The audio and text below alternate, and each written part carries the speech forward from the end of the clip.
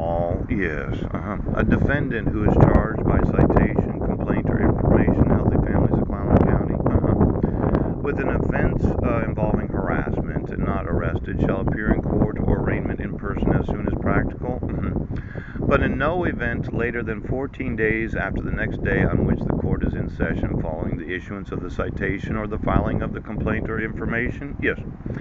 At that appearance, the court shall determine the necessity of imposing a no contact or no harassment order. Yeah. Now, as soon as you have information of violating the restraint provisions of a protection order, mandatory reporters, yes, you have the legal obligation to inform law enforcement of child abuse, yes, exploitation of children, yes, child abduction, kidnapping, poo. Now, when they waited 20 days, they actually are mandatory reporters, yes. They violated the RCW of not informing law enforcement of the knowledge that they had where they thought that I had violated the restraint provisions. But I was found not guilty of violating it because I wasn't trying to contact her. Pooh! Now, law enforcement allowed for her to file a dissolution of marriage while you did have knowledge within, a citation, complaint, or information. Pooch. Now, there's this big issue in Jefferson County about trying me for the 2-count criminal complaint by complaint. Yes. But when did the prosecuting attorney's office have information about the allegation of cyber stalking and violating the restraint provisions of a permanent protection order issued under 26.50? Did you have information for 7 weeks?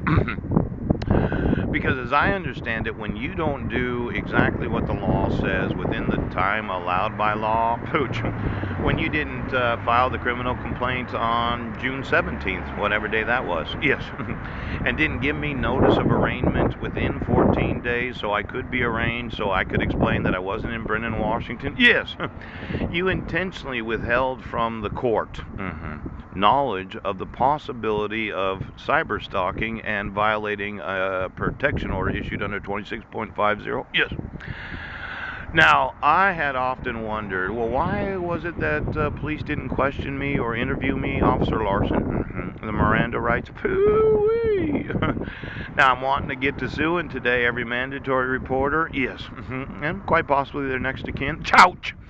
And all of those that thought, well, we don't have to tell law enforcement what we think is going on so that they can question the accused. Now, if I had been arraigned on the 17th, I'd have made some sort of arrangements to get to court. Yes.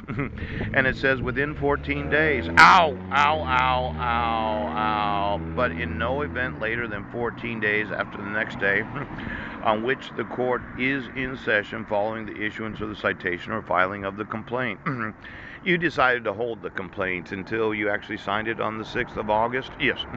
Then you decided not to give me notice of court hearings on the 21st of August? Pooch. You waited an additional 21 days to transport me across county lines? Ouch. When I should have had notice of arraignment since I'm homeless? Yes. Now, there's always this big question about the failure to appear. Did I fail to appear when the prosecuting attorney's office had knowledge of violating RCW 98.46.050? Because I didn't. They had an obligation to inform law enforcement or file the complaint that next judicial day that the court was open? Yes. But they took it upon their own discretion to decide not to do that? Yes. Now, I would say that any individual in any school district, any mandatory reporter, coach, that had knowledge of this incident that happened in Brennan, I, as a father, have informed you that it's against the law to do what you're doing. I had thought about this maniac that could be out there posing as myself, considering you served somebody other than myself on August 28th of 2015. And let's find out. When did the prosecuting attorney receive information? Oh, crisis responder Carol Kirk. You should have issued a notice of arraignment within 14 days as soon as you had. Ouch! Now, the state of Washington Welfare Department custodial interference.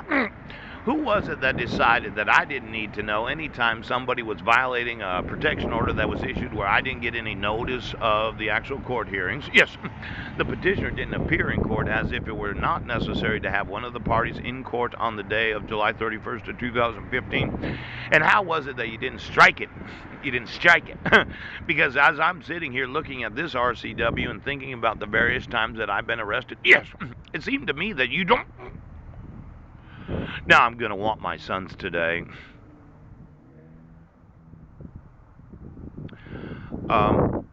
Any information about the offense of violating 26.50 protection order? Has to be arraigned the next judicial day, yes. And in all instances, yes, issuance, the court is in session, but in no event later than 14 days after the next day of the filing. I should have been arraigned approximately June 30th by that time, yes. But you decided to sit on it for 7 fucking weeks.